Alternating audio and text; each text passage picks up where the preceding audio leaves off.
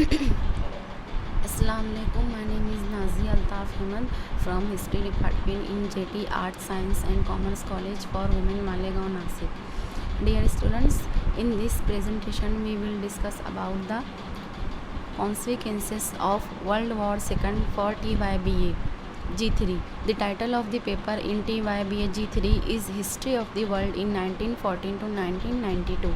The title of the unit is Consequences of World War II. Okay, dear students, इससे पहले हमने देखा था कि वर्ल्ड वॉर क्या थी। इसमें कॉजेज़ हमने पढ़ा था कि वर्ल्ड वॉर सेकंड के कॉजेज़ क्या थे।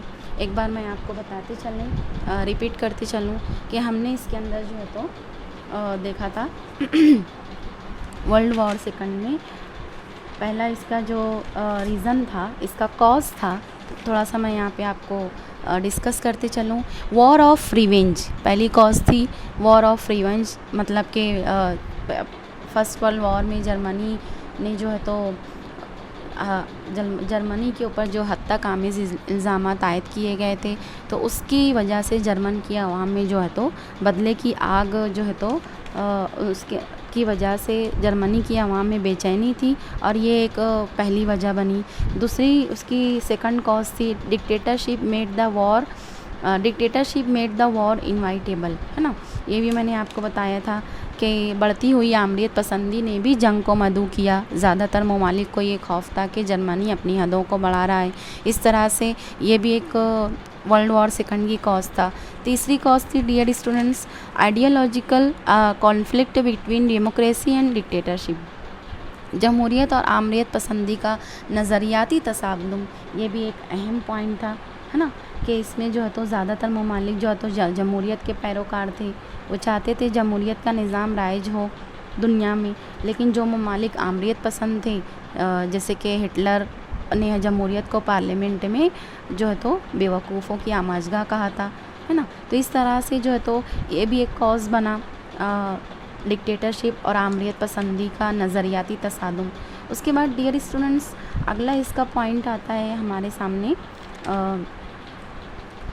absence of an international organization. The conflict of ideologies could have brought under provided there existed an effective international organization to check the growing enmity. League of nation जो थी first world war के बाद वो जो है तो fail हो चुकी थी, इसीलिए सेकंड वर्ल्ड वॉर हुई, क्योंकि उसने जो है तो जर्मनी की आमरीत पसंदी को जारियत पसंदी को जो है तो वो रोकने में नाकाम साबित हुई। उस ज़माने में लीग ऑफ नेशन थी मगर नाकाम साबित हुई। उसने अपना काम जो है तो नहीं कर पाया, जो उसके मकासद थे वो अपने मकासद पर नहीं उतर सकी। इतनी बड़ी ऑर्गेनाइजेशन जो कायम की गई थी फर्स्ट वर्ल्ड वॉर के बाद, है ना, तो जो रोल होना चाहिए था लीग ऑफ नेशन का वो नहीं था, जिसकी वजह से लग रहा था कि बहुत कुछ होकर भी कुछ नहीं है ना। उसके बाद जो है तो indifferent attitude of democracy. Since after the end of the First World War, the harmony among democratic nations was not maintained. Indifferent attitude of democracy power. Once the purpose of winning the war was achieved, each of the democratic power drifted aside to follow its own policy. ना क्या था कि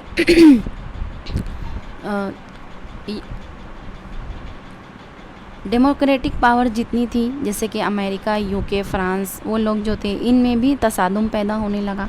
इन लोगों में भी नज़रियाती इख्तिलाफ़ात पैदा होने लगे, है ना। नज़रियाती जंग जो है तो जमहूरियत में भी नज़रियाती इख्तिलाफ़ पाई जाती है, जैसे कि हमारे यहाँ मल्टी पार्टी सिस्टम है ना। हमारे यहाँ जो है तो बीजेपी, कांग्रेस, शिवसेना, मनसे, अमेरिका में जो है तो डेमोक्रेटिक और रिपब्लिक पार्टी है। तो इस तरह से यहाँ पर भी जमहूरियत में भी नज़रियाती तसादुम जो है तो पैदा होने लगा और ये भी एक वजह बनी वर्ल्ड वॉर सेकंड की। डियर स्टूडेंट्स, अब उसके बाद हम देखते हैं consequences of second world war, है ना। The great Holocaust of destruction. No country was free from the effect of war directly or indirectly. Almost every commodity was in short supply. Acute scarcity of food, cloth, kerosene, petrol, salt, etc. जैसे कि मैंने आपको बताया कि कोई भी जंग जो है तो अपने पीछे बहुत सारे असरात जो है तो मुरतब होते हैं, छोड़ के जाते हैं ना, बहुत सारे असरात जो है तो पीछे छोड़ते हैं। तो यहाँ पर अब हमें समझना है डियर स्टूडेंट्स कि हॉलोकॉस्ट है ना, क्या था हॉलोकॉस्ट, यानी कि बड़े पैमाने पर अल्हम्दुलिल्लाह बड़े पैमाने पर यहूदियों का खून खराबा हुआ था इस वर्ल्ड वॉर में। रीज़न ये था कि जर्मनी की जारियत पसंदी, जर्मनी ने अपना जो है तो वॉर ऑफ रिवेंज लिया था इस जंग में, है ना, यानी कि 15 लाख बच्चे और 60 लाख यहूदियों का कत्ल जो है तो वो हॉलोकास्ट माना जाता है, ठीक है। और इस हॉलोकॉस्ट में जो है तो बहुत बड़े पैमाने पर किल्लत हुई फूड, क्लॉथ, केरोसिन, पेट्रोल वगैरह, है ना, अशियाए ज़रूरियत की और ग़िज़ाई बहुत तेज़ी से जो है तो इसमें कमी पेशी आई, कमी और शॉर्टेज हुआ, है ना, जंग के दौरान। और इस तरह से जो है तो 25 million soldiers and 28 millions of civilian were died, है ना। इस तरह से जो है तो बहुत बड़े पैमाने पर जो है तो यहूदियों का खून खराबा हुआ, जिसकी वजह से जो है तो उसे हॉलोकास्ट का नाम दिया गया। आलमगीर पैमाने पर जो है तो बर्बादी हुई। इसके बाद सेकंड आता है इसका point, moral degradation. The war was broad about the moral degradation of man. इंसान के अंदर की जो एक्सटेंट है तो बहुत ज़्यादा इंसानियत अपने आप से गिर गई। The 2 atomic bombs drop by the United states of America on Japan, है ना, हिरोशिमा एंड नागासाकी इन अगस्त 1945। 2 ऐसे एटॉमिक बम जो है तो अमेरिका ने गिराए जापान के 2 बड़े अहम शहरों पर, हिरोशिमा और नागासाकी पर, के इसके असरात जो है तो आज भी जो है तो इसमें नुमायाँ होते हैं, है ना। वहाँ आज भी जो है तो जो इंसानी नस्ल है उसके असरात आज भी ऐसे मुरतब होते हैं कि वहाँ पर जितनी भी पैदाइशें होती हैं, है ना, जितनी भी अफजाइश नस्ल होती है, इंसानी अफजाइश नस्ल होती है, तो वो आज भी जो तो एबनॉर्मल ही होते हैं, है ना, पैदा होते हैं वहाँ भी। तो ये एटॉमिक बॉम्ब्स जो है तो गिराए थे अमेरिका ने जापान के 2 बड़े शहरों पर। उसके बाद आता है England as second rate power. Through England was victorious, her status in the international field was lowered. The strain of the war was too much on Britain and she alone would not have been able to survive, है ना। इस तरह से जो तो कुछ country के लिए सेकंड वर्ल्ड वॉर जो है तो बहुत ही उसके असरात जो है तो ख़राब असरात जो है तो मुरतब हुए, और कुछ कंट्री के लिए जो है तो बहुत सुपर पावर बनकर उभरे। तो इस तरह से इंग्लैंड, अमेरिका ये सब सुपर पावर बने। France war ravaged and lowered in status. Germany occupied France during the war and great development took place, है ना। The strain of war on France was beyond her capacity, though France ultimately came out successfully.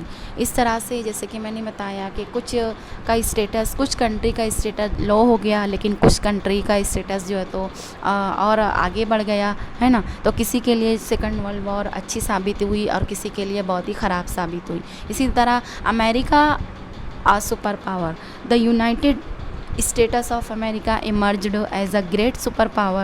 America was responsible to break the power of Axis and to end the war. इस तरह America जो एक बड़ी ताकत बनकर जो है तो उभरा, है ना, सेकंड वर्ल्ड वॉर के बाद, और आज तक उसका रोबर दबदबा जो है तो कायम है दुनिया में। इस तरह से जो है तो सेकंड वर्ल्ड वॉर के जो है तो अलग अलग नताइज जो है तो हमने देखे,